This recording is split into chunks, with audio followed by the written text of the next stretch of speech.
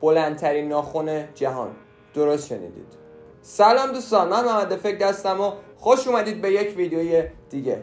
توی ویدیو امروز قراره که من به شما بلندترین ناخن جهان رو نشون بدم که توی گینس ثبت شده و رکوردش هم موجوده و اگر خواستید میتونید برید ببینید و کاملا واقعیه. برای هر چیزی توی این عالم هستی یه رکوردی ثبت شده. برای ناخنم این رکورد ثبت شده به دست این خانوم که حالا توی ویدیو بهتون میگم و معرفی میکنم.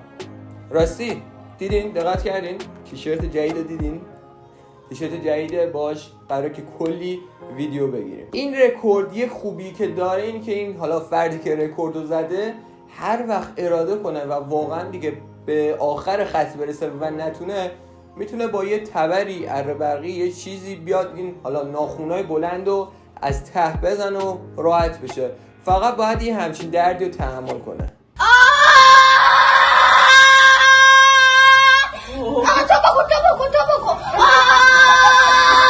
شما حساب کن ما خودمون یک ماه ناخونامون رو کوتاه نمی‌کنیم، ببین چقدر اذیت میکنه. حالا شما فکر کن 25 سال ناخوناتو کوتاه نکنی، ببین چی میشه. و من توی فکر بودم که این فرد واقعا کاراش این روزگار چطور داره پیش میبره. یعنی این آدم نمیتونه با گوشیش کار کنه، یا اگرم کار کنه خیلی به سختی، و یا حتی نمیتونه آشپزی کنه، نمیتونه چیزی از روی زمین برداره. و چیزی که خیلی ذهن منو مشغول کرده بود اینه که این فرد وقتی میره گشتگیری چطور خودشو میشوره. بهش فکر نکنیم بهتره. اگه بار اولتونه که وارد کانال من میشید یادتون نره حتما اون زنگوله سابسکرایب رو بزنید و اگر سوالی، نظری، انتقادی چیزی بود توی کامنت ها بنویسید. اگر از این ویدیو خوشتون اومد لایک کنید. بدون طرف کردن زمان بریم سراغ ادامه ویدیو.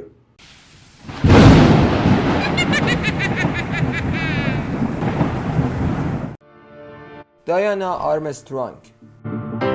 او میگوید من 24 سال است که ناخن‌هایم را رشد می‌دهم.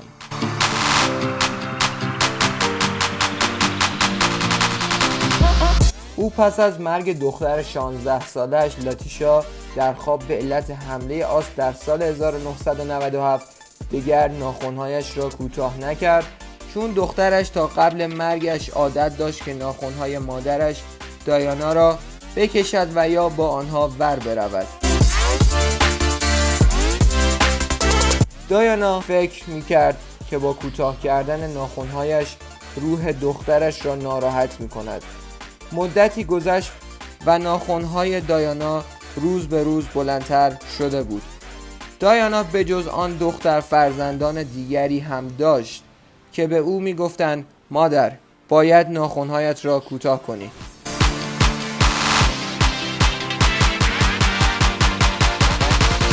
و دایانا به آنها میگفت که به کارهای خودتان برسید و با من کاری نداشته باشید.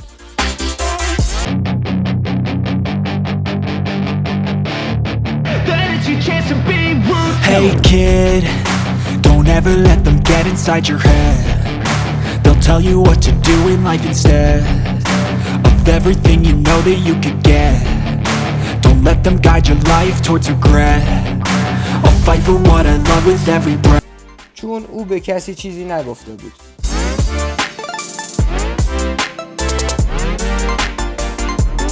تا مدتی بعد که بالاخره به آنها گفت و آنها گفتند که چرا این را به ما نگفتی.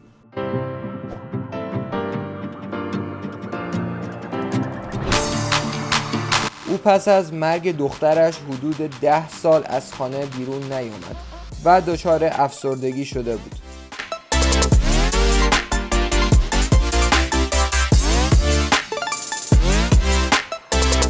از جایی به بعد هر کس که دایانا را میدید به او میگفت میدانی میتوانی وارد کتاب رکوردها شوی. و او میگفت من بچه تیزی بودم، همیشه توی کمدی جایی قایم شده بودم.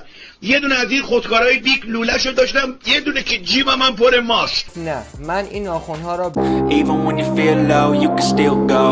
Even when you feel slow, you can still go. Even when there's no hope, you can still go. I never answer to no, man, I still go. Go,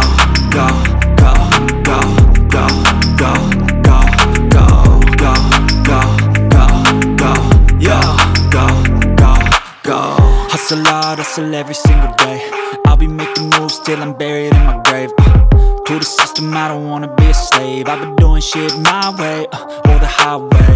And in the driveway is a nice range. Cause I grind through the climb, I invite pain. You'll never hear me, bitch, nah, I don't complain. Just gotta flip the switch and you can go and obtain anything you want, anything you need. Your mind's got the key ingredient, it's belief.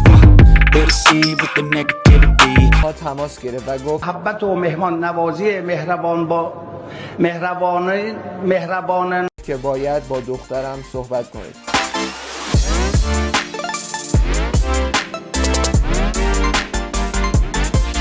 و خلاصه اینطور شد که نام دایانا در اسم افراد شگفت انگیز و در کتاب گینس ثبت شد.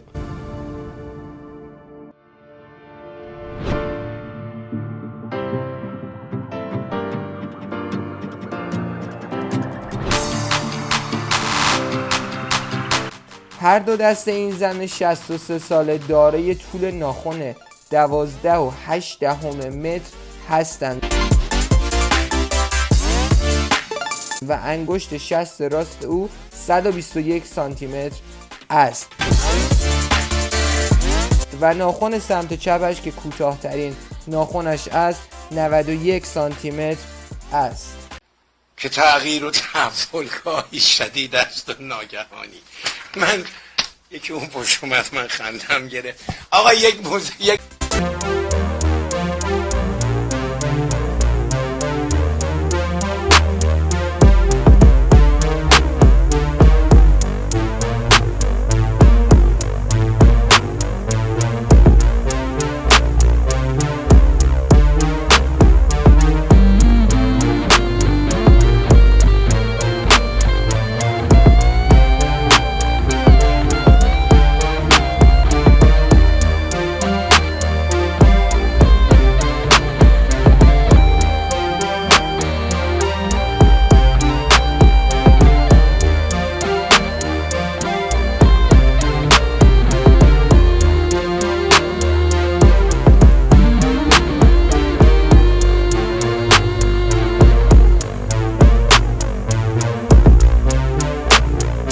امیدوارم که از این ویدیو خوشتون اومده باشه. دوستان یادتون نره که حتما لایک کنید. سوالی چیزی بود دوباره میگم توی کامنت ها بنویسید و حمایت کنید دیگه. چی بگم؟ تا ویدیو بعدی، خداحافظ.